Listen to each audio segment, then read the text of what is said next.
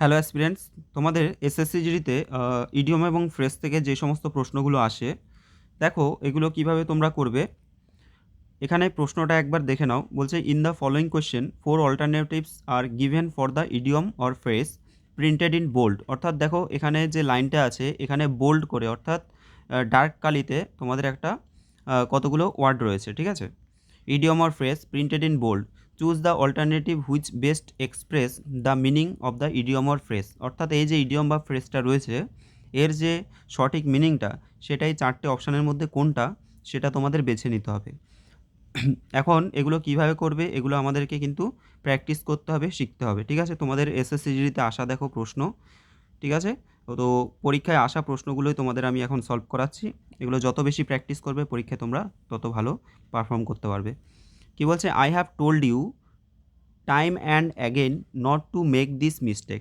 তাহলে I have told you, আমি তোমাকে বলেছিলাম, time and again not to make this mistake. তাহলে টাইম অ্যান্ড অ্যাগেনের অর্থ কী? অলওয়েজ মানে সবসময়, অফেন মানে প্রায়, সামটাইমস মানে হলো কখনো কখনো, নাকি রেয়ারলি মানে কখনোই না। তাহলে আই হ্যাভ টোল্ড ইউ আমি তোমাকে বলেছি, বলি, এটা হবে প্রায় তোমাকে বলি বা বারবার আমি তোমাকে বলি। প্রায় বলতে পারি বা পুনরায় আর কি, মানে প্রায় সময় বলি আমি তোমাকে, বা বারবার বা অনেকবার আমি তোমাকে বলি। তাহলে এটা কি হবে? টাইম অ্যান্ড অ্যাগেন মানে হচ্ছে অফেন। টাইম অ্যান্ড অ্যাগেন মানে হচ্ছে often. Not to make this mistake মানে এই ভুলটা তুমি করো না। ওকে, তাহলে এটা আমাদের মুখস্থ করতে হবে যে টাইম অ্যান্ড অ্যাগেন মানে হচ্ছে কি অফেন। টাইম অ্যান্ড অ্যাগেন মানে অফেন মানে প্রায় বা প্রায় সময়, অনেকবারই। পরেরটা, he handled the situation with an iron fist.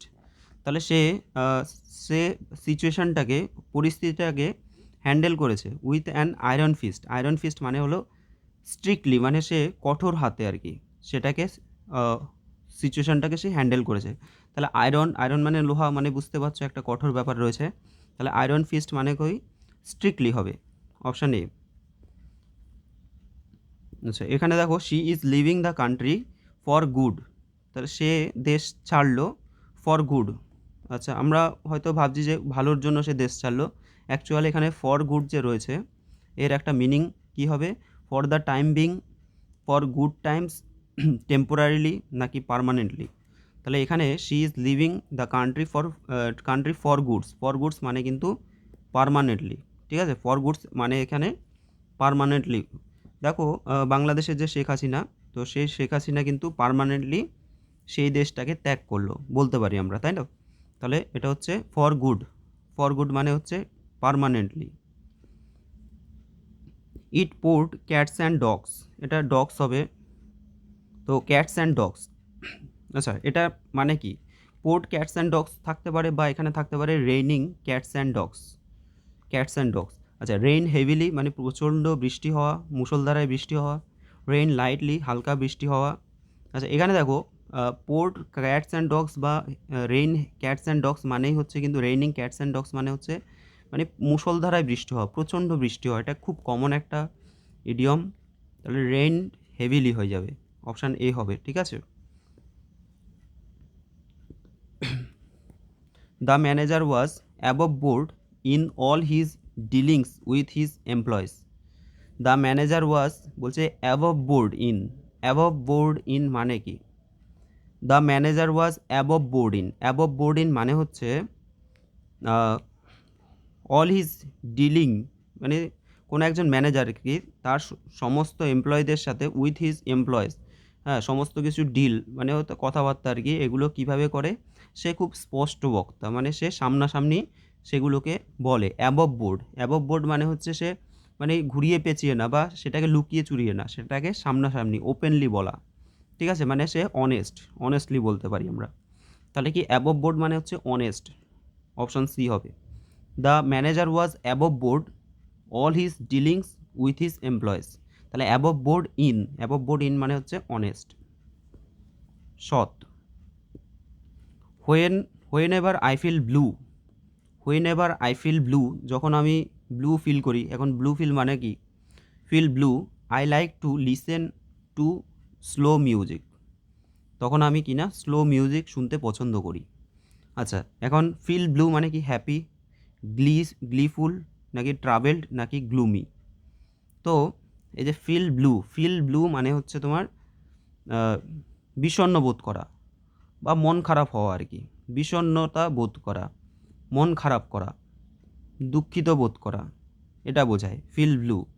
তাহলে এর ইংলিশটা কী হবে, মানে ফিল ব্লু মানে হচ্ছে গ্লুমি মানে হচ্ছে বিষণ্ণ বোধ করা। বাকি যেগুলো আছে দেখো, হ্যাপি মানেও কি, হ্যাপি মানে হলো সুখী, আর গ্লিফুল মানে আনন্দিত, ট্রাভেল মানে হচ্ছে ঝঞ্ঝাট সমস্যা আর কি। কিন্তু ফিল ব্লু মানে হচ্ছে কেমন ফিল করা না, গ্লুমি মানে বিষণ্ণতা ফিল করা, ঠিক আছে, বা গ্লুমি বলছি আমরা সেটাকে, ফিল ব্লু। নেক্সট কি বলছে যে I have taken fancy to this car. তাহলে I have taken fancy to this car.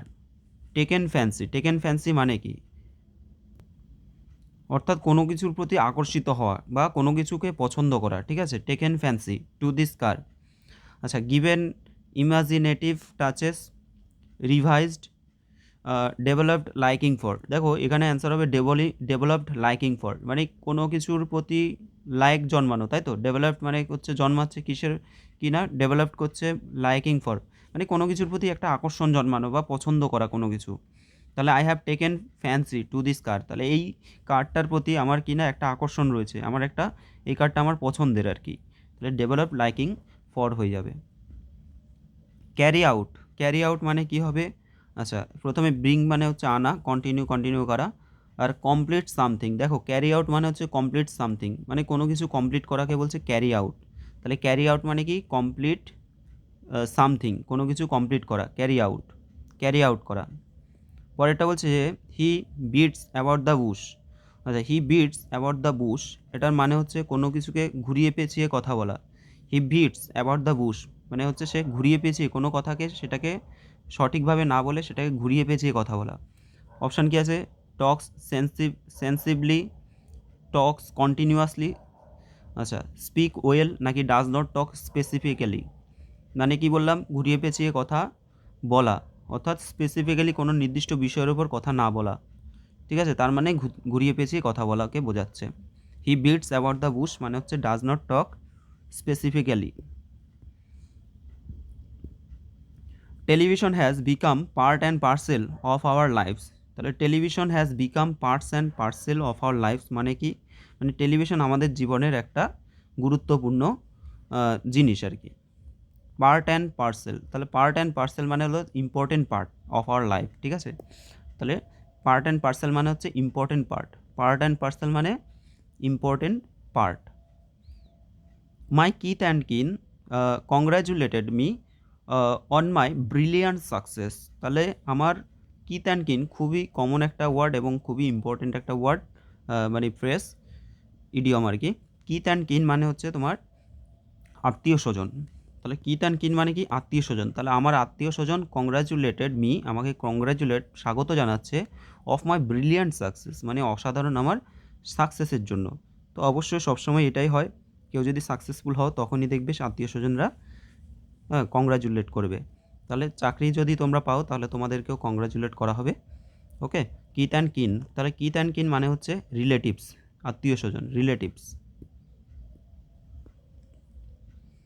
His frequent journey are telling upon his health. তাহলে his frequent journey অর্থাৎ কি, তার বারংবার আর কি জার্নি করাটা, are telling upon his health তার মানে কি, তার স্বাস্থ্যকে কিছু বলছে। মানে আমরা হয়তো এরকম ভাবছি, কিন্তু মানে তো আলাদা, মানে তো সেটা হবে না। আচ্ছা, টেলিং আপন হিজ হেলথ তার মানে কি, তার স্বাস্থ্যকে কি বলছে, মানে থ্রেটেনিং মানে পুরোপুরি একদম থ্রেট করছে, ব্যাপারটা সেটা নয়। ইমপ্রুভ করছে, ইনফর্মিং জানান দিচ্ছে, নাকি এফেক্টিং প্রভাবিত করছে। দেখো স্বাস্থ্যকে সে প্রভাবিত করে, ঠিক আছে, স্বাস্থ্যকে কি করে, প্রভাবিত করে, এফেক্টিং হবে, এফেক্টিং। তাহলে হিজ ফ্রিকুয়েন্ট জার্নি আর আপন টেলিং আপন অর্থাৎ কি, টেলিং আপন মানে হচ্ছে এফেক্টিং, ঠিক আছে, মানে হচ্ছে প্রভাবিত করছে হিজ হেলথ তার স্বাস্থ্যকে। আচ্ছা, এখানে বলছে select the option that meanings the same as the given idiom. এটার মানে সেম মানে কি হবে, to jump on the band wagon.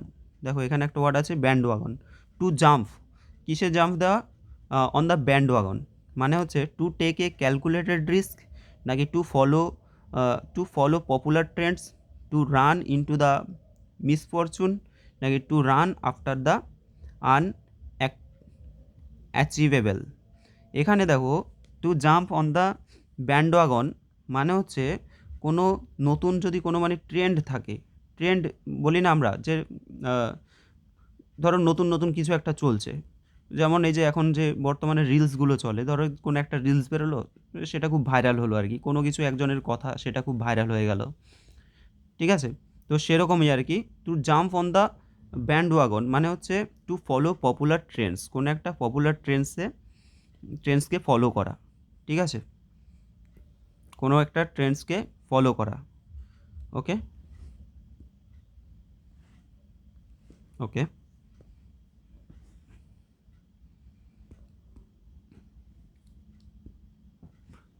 এখানে কি বলছে, one who is out going, এখানে আছে one who is out going. One who is out going মানে কি, এটা আছে ভেগাবন্ড, এক্সপ্লোরার, এক্সট্রোভার্ট নাকি ইন্ট্রোভার্ট। দেখো outgoing, one who is outgoing মানে হচ্ছে বহির্মুখী বা যে কি বলে, যে এক্সট্রোভার্ট। তো এক্সট্রোভার্টের ব্যাপারটা কি, ইন্ট্রোভার্ট মানে হচ্ছে অনেক ব্যক্তি থাকে তারা মানে সবার সাথে মিশতে পারে না, সবার সাথে ঠিকঠাকভাবে কমিউনিকেশন করতে পারে না, ঠিক আছে? নিজের বক্তব্যগুলো সবার সামনে পেশ করে না, নিজের ভেতরেই রাখে, এটা হচ্ছে ইন্ট্রোভার্ট স্বভাব।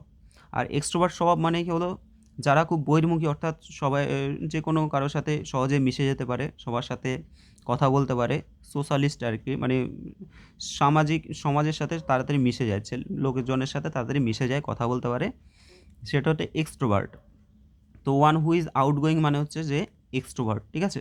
আমরা মনে রাখবো, কেউ যদি ধরো যত বেশি বাইরে বেরোবে সে তত এক্সট্রোভার্ট হবে, সবার সাথে কথা বলার তার ইয়েটা বাড়বে, তো এক্সট্রোভার্ট হয়ে যাবে। Select the option that means the same as the given idiom. To pay through the nose, to pay, ঠিক আছে, পে করা, থ্রু দ্য নোজ মানে অতিরিক্ত পে করা, অতিরিক্ত টাকা পে করা আর কি। টু পে উইলিংলি, নিজের ইচ্ছায় পে করা। টু পে ইজিলি, সহজেই পে করা। টু পে এক্সেসিভলি, অতিরিক্ত পে করা, নাকি টু পে রিলাক্টেন্টলি, কম পে করা। তাহলে এটা হচ্ছে এক্সেসিভলি মানে অতিরিক্ত পে করা। ধরো আমরা বলছি যে কলকাতায় ধরো মেসি এসছে, তাই তো, তো সেখানে অনেকে কি অতিরিক্ত ধরো পে করছে, যারা একদম মানে মেসির কোলে বসে পড়েছে আর কি বলতে গেলে। তাহলে টু পে এক্সেসিভলি, তাহলে to pay through the nose মানে হলো অতিরিক্ত পে করা, টু পে এক্সেসিভলি।